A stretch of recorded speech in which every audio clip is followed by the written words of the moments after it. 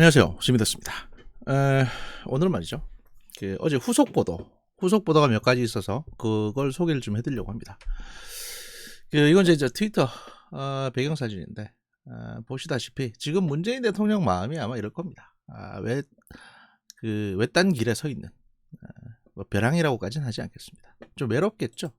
자기가 어디 있는지도 모를 테고. 자, 요거를 좀 줄이고. 후속 보도 중에 말이죠. 중앙일보에서 이제 이런 보도가 나왔습니다. 보시면은, 또 어디 있냐, 이게. 베베베베베베베베. 뜨뜨뜨뜨뜨뜨.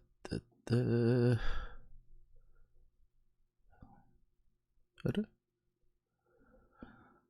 참, 그리고 이제 어제 또, 오늘 또 한 분 돌아가셨죠. 오늘 또 한 분 돌아가셨고.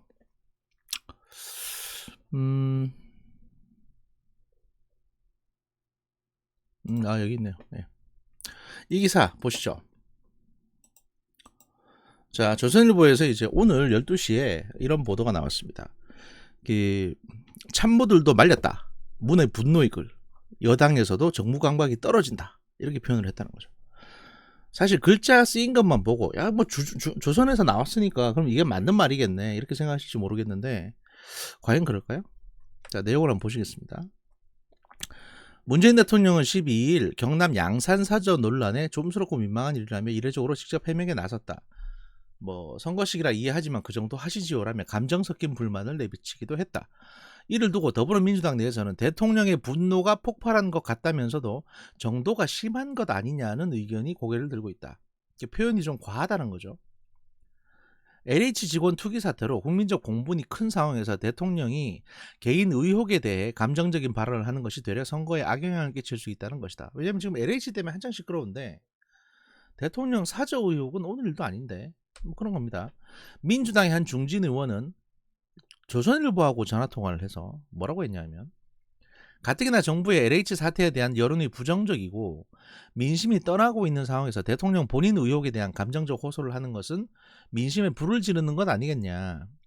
대통령 사저 의혹은 어제 오늘 일이 아니고 청와대에서 대신 해명하면 될 일인데 대통령이 직접 나선 건 정무적 감각이 떨어진다고 밖에 볼 수 없다라고 지적을 했다는 겁니다. 민주당의 한 중진 의원이. 아마 이렇게 비판적인 얘기를 조선일보에 할 정도의 분이면 휠체어 타고 다니시는 분 있잖아요. 이상민 의원인가 그런 분일 수도 있고요. 아무튼 그런데 보시면 밑에 분노 얘기는 사실 중요한 건 아니고요. 위에 내용을 보시죠. 보시면 청와대에서도 문 대통령의 SNS 글 게시를 만류했다. 여권 관계자는 참모들이 대통령을 말렸지만 직접 쓰겠다는 의사를 밝히신 걸로 알고 있다. 하지만 문 대통령이 좀스럽다. 그 정도 하시지요 라는 표현을 두고 당 내부에서도 대통령이 직접 쓴 것이 맞느냐는 의구심이 나왔다. 그러니까 민주당 내에서도요. 참모가 제 역할을 못했다는 지적도 나왔다. 민주당 관계자는 지금 청와대에 대통령에게 허물없이 조언하고 소통하는 관계가 없어 보인다고 했다. 사실은 이게 중요한 겁니다. 무슨 얘기냐면 제가 어제 말씀드렸죠. 문준용이 썼다고. 그리고 이렇게 칸 띄워 쓴 거라든지 이런 걸 다 말씀드렸는데 그게 왜 의미가 있냐면요. 또 청와대는 왜 이런 식으로 하냐면 여러분들 과거에 무슨 윤석열에 대해서 이렇게 어떤 해임이 아니고 징계 결정을 내렸다든지 또는 조국에 대해서 어쨌다, 추미애에 대해서 어쨌다 했을 때 청와대 내에서 그 다음 날 바로, 사실 이거 그 다음 날도 아니고요. 거의 한 12시간 만에 나온 반응이에요. 그 다음 날 바로 이렇게 청와대에서 참모들이 대통령을 말렸는데 대통령이 고집을 부리셨어요. 이런 얘기를 청와대 밖으로 이런 얘기가 나온 적이 있습니까? 무슨 말씀을 드리냐는 거면요. 여기서 지금 말하고 있는 이 내용은 비서들은 그러지 마시라고 말렸는데 대통령이 억지로 썼다는 거예요. 이렇게 되면 대통령이 비서보다 정부 감각이 떨어진 게 됩니다. 그러니까 대통령이 좀 모자라신 분이다. 이렇게 청와대에서 공개적으로 얘기를 하는 거예요. 이게 정상적인 상황입니까? 아니죠. 그러면 왜 이렇게 얘기할까요? 뭘 보호하기 위해서? 우린 과거 사례를 많이 봤습니다. 예를 들어서 김기춘 씨나 우병우 씨 관련 건에서 우병우 씨나 김기춘 씨가 저는 위법을 한 적이 없습니다. 저는 몰랐습니다. 라고 얘기하죠. 그러니까 차라리 내가 위법을 한 것보단 무능한 사람이 되겠다. 이렇게 해서 법망을 피해가겠다라고 한 겁니다. 만약에 대통령 아들이 썼다. 빡쳐가지고. 여기 밑에 보시면 이유는 있습니다. 뭐냐면 최근에 이제 딸이 1억 4천만 원 차익 본 거. 그 다음에 이제 문 대통령 처남이 47억 원 보상 거둔 거. 그 다음에 저기 문준용 씨도 뭐 4줄 쓰고 지원금 받았다 이런 거. 이게 가족들이 부글부글해져 전부 다. 잘못한 게 있으니까. 그래서 문준용이 그냥 쓴 거예요. 근데 아시다시피 대한민국 대통령의 개인 계정으로 문준용이 글을 썼다고 해버리면 이거는 어제 제가 말씀드린 것처럼 최순실도 이런 식으로는 한 적이 없습니다. 그리고 이거는 범죄가 됩니다. 심하게 말하면 그 왕의 옥새를 뭐 내시가 지 마음대로 찍은 거예요. 그냥 명령도 안 받고. 그러니까 참칭한 거죠. 참칭. 이거는 큰 범죄입니다. 나중에 이거 국정농단으로 처벌받을 수도 있습니다. 그러니 이게 지금 터져버린다? 그러면 청와대는 완전히 레임덕이 되고 문재인 대통령은 완전히 바보인 게 인증이 됩니다. 이렇게 되니 차라리 대통령이 정무감각이 좀 떨어진다. 이 정도 수준에서 덮는 게 낫다고 판단을 하는 거죠. 제가 청와대 참모라도 이미 일은 벌어졌고 이렇게 하겠어요. 왜냐하면 보세요. 지금 민주당에서도 얘기 나오고 청와대에서도 조차 내부에서 이런 얘기가 조선일보한테 얘기를 했다는 거 아니에요. 이런 얘기를. 저게 신문한테 연락을 해서 사실은 이렇게 된 겁니다라고 얘기하는 게 그게 이렇게 됐다고 해서 얘기하는 거겠습니까? 이 스토리를 좀 믿어달라. 이 스토리를 실어달라라고 얘기를 하는 거죠.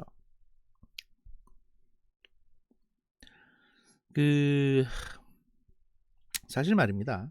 이게 그냥 그렇게 뭐 대단한 일은 아닙니다. 왜냐하면 미국에서도 실제 이런 그 사례도 있었다고 하고 레이건 대통령 말기쯤에 그 다음에 예를 들면 말이죠. 옛날에 우리가 영화 보셨잖아요. 광해라는 영화 보신 적 있죠. 광해. 거기서 실제 광해군이 광해 임금이 아프니까 대역을 갖다 세우지 않습니까? 똑같이 생긴 대역을. 그래서 이제 시간을 법니다. 그런 것처럼 대통령이 인지 상태나 건강이 제가 치매라고까지 굳이 말씀드리진 않겠습니다. 왜냐하면 이게 예전에 그 태극기 하시는 구구분들이 한창 집권 초기부터 문재인 치매다 막 이래가지고 그게 너무 선정적인 단어가 돼서 치매라 그러면 그 다음부터 사람들이 듣지도 않아요. 근데 실제로 인지 능력이 떨어지고 정상적인 판단을 못하게 됐을 때 최근에 대통령 그런 얘기 많이 했죠. 그게 갑자기 뜬금없는 발표를 한다든지 비서관들 모아놓고 갑자기 우리 정부는 굉장히 청렴한 정부다. 우리 정부는 부패가 하나도 없다. 이런 얘기를 한다든지 또 부동산은 우리가 자신 있다. 잡았다. 이런 얘기를 한다든지 도대체 저분이 여론을 보시나? 약간 모호한 얘기를 많이 하셨습니다. 한 1년 정도 됐는데 근데 만약에 그런 상황에서 여러분이 만약에 청와대 또는 민주당의 관계자라면 생각을 해보세요. 내가 모시는 대통령이 지금 아파. 그러면 원래대로 하자면 어떻게 되냐면 이거 국민들한테 공표하고 하야해야 됩니다. 그리고 새로 선거를 해야 됩니다. 그런데 지금 상황이 새로 선거를 하면 민주당이 또 집권할 수 있겠습니까? 게다가 아픈 게 언제부터 아픈지를 모르잖아요. 그러면 과거에 이제 2017년부터 시작했던 탈원전이나 이런 모든 정책들이 아픈 사람이 한 거네 그러면? 그래서 이렇게 정신적으로 약간 문제가 있는 사람이 결정을 한 거네? 이렇게 이제 모두 부정될 수가 있습니다. 보수 정부 같으면 이 조치를 빨리 취할 수도 있어요. 왜냐면 거긴 시스템이 어느 정도 굴러가니까. 도저히 안 되겠다 싶으면 사실대로 얘기하고 하야시키고 넘겨받겠죠. 국무총리가 그 다음에는. 근데 현 정부는 그게 안 됩니다. 그럼 일단 대통령이 강력한 권한을 가진 사람도 아니고 보니까 그냥 집단 지도 체제 중에 한 사람일 뿐이고 소위 말해서 바지라고들 얘기합니다만 대통령의 주된 관심사항은 자기 감옥에 안 가는 거, 퇴임 후에 이거밖에 없었고, 가족들의 관심사항도 그건 것 같습니다. 심지어 뭐 딸은 이제 그 해외 나가서 살기까지 했죠.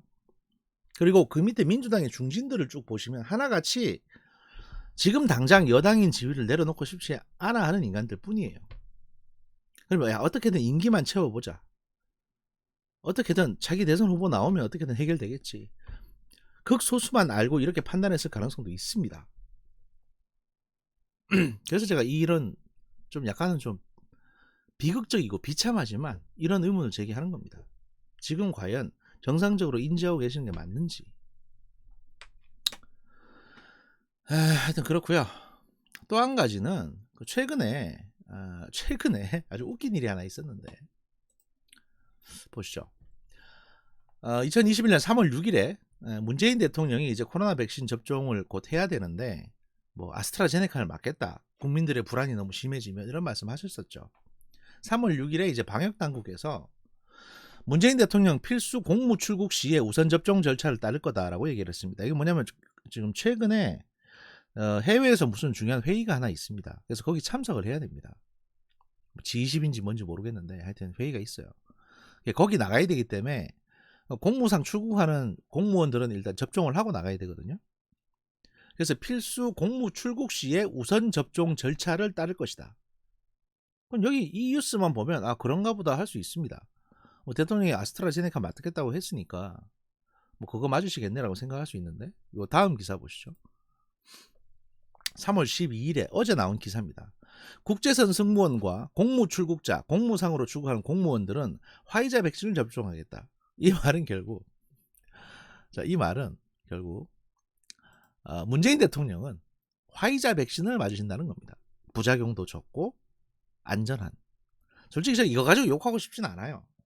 왜냐하면 대통령이 간이 굉장히 안 좋습니다. 술도 많이 드시고 보시면 피부도 거칠하고 그 다음에 아마 간 쪽의 문제라는 거는 혈관계 질환도 같이 있다는 얘기거든요. 뭐 당뇨가 있을 수도 있고 그런 사람들은 아스트라제네카를 맞게 되면 죽을 수도 있습니다. 심하면.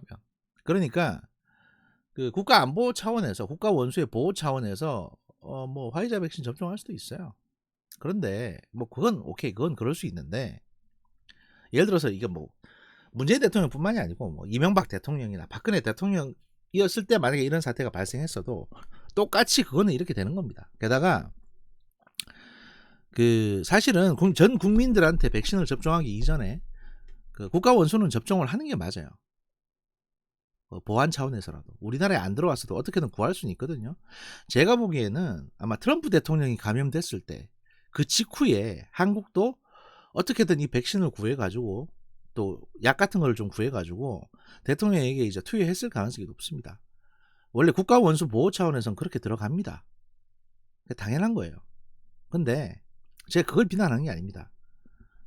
문재인 대통령의 목숨이 중요한 게 아니라 대한민국의 국가 원수 그리고 대한민국의 군 통수권자의 그 건강 상태는 늘 최상이어야 되기 때문에 그렇습니다. 그런데 그러면 적어도 아스트라제네카 맞겠다라는 구라는 치지 마셔야 되는 거 아닙니까? 왜냐하면 국제회의 참석하는 거 이거 보통 한 달이나 두 달 전에 스케줄이 나와 있습니다. 그리고 이 접종 매뉴얼 우선 접종 절차에 따라서 화이자 넣는 것도 거의 한 달 전에 결정이 돼 있을 거예요. 그러면 이제 얼마 있다가 국제회의 나가시고 그 전에 화이자 백신 맞으셔야 됩니다는 얘기를 아마 2월 중순에 결정이 다 됐을 거라고요. 그런데 얼마 전에까지도 심지어 문재인 대통령이 국민들이 불안해하면 아스트라제네카를 맞겠다. 이거는 사기죠. 정치 이렇게 얄팍하게 하시면 안 되는 겁니다. 사람들이 바보입니까? 또 한 가지. 이재갑이라는 교수가 있습니다. 의사인데 뭐 기억하실 겁니다. 보시면 뭐 아스트라가 유리하다. 이렇게 아스트라제네카를 두둔했고요. 그 다음에 아스트라제네카 백신이 문제다. 추정은 금물이다. 아스트라제네카 백신은 안전하다고 봐야 된다. 라고 이런 식으로 이제 여러 군데에서 이런 사람이 글을 썼습니다. 이 사람이 강남 성심병원에 근무하시는 한림대 강남 성심병원에 근무하시는 감염내과 교수입니다. 나름대로 이 분야의 전문가인 건 맞아요. 그런데 이 이재갑 교수의 가장 친한 친구가 누구냐? 이진석이라고 의사입니다. 근데 그 양반이 지금 청와대 국정상황실장으로 있습니다. 윤건영 상황실장 후임으로 아마 제가 기억하기로는 재작년 말부터 있습니다. 이진석. 그리고 이 두 사람은 김용익이라고 하는 그 건강보험관리공단의 이제 김용익, 소위 그 사람도 의사인데, 사실 문재인 정부의 의료 정책은 대부분 지금 김용익 씨 지휘 하에 이렇게 진행된다고 하거든요. 그래서 의료 정책에 있어서는 비선 실세다 이런 얘기까지 소리를 들었습니다. 그 이진석이하고 이재갑 교수하고. 그래서 이재갑 교수 관련 글을 보시면 작년 3월, 4월 달 이렇게 저기 그 대한의사협회에서 이재갑 교수를 맹비난하는 글이 있어요. 그리고 거기 내용에서 이재갑 교수가 고소한다고 그러고 막 난 비선 실세가 아닌데 왜 나한테 그런 오해가 있는지 모르겠다 그러면서 이 사람 페이스북 찾아가 보시면 거기 그런 어떤 답답한 감정들이 잔뜩 실려 있습니다. 전 그래서 처음에는 야 이거 비선 실세 맞네 이런 생각했다가 그 다음에는 아이 뭐 그래 억울할 수도 있겠다 바른 말 하면 뭐 억울할 수도 있지 이런 생각도 했었는데 어제 이 사람이 김현정의 뉴스쇼에 나와가지고 뭐라고 얘기했냐. 이 사람은 이전까지만 해도 아스트라제네카 백신이 안전하다고 한 사람입니다. 교수님도 백신 맞으셨어요? 저도 지난주에 맞았습니다. 화이자 맞으셨어요? 아스트라제네카 맞으셨어요? 화이자 맞았습니다. 코로나 환자 직접 보는 의료진은 지금 화이자 접종하고 있어서 자기는 화이자 백신을 맞았습니다.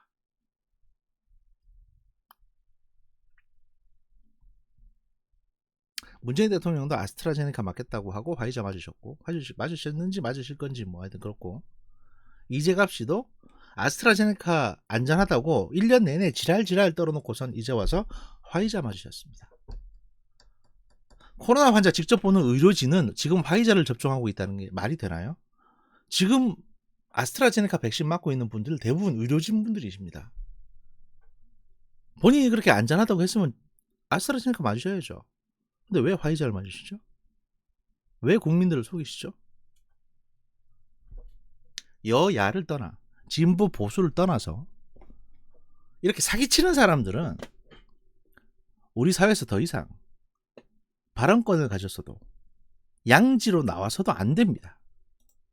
오늘 여기까지 하겠습니다.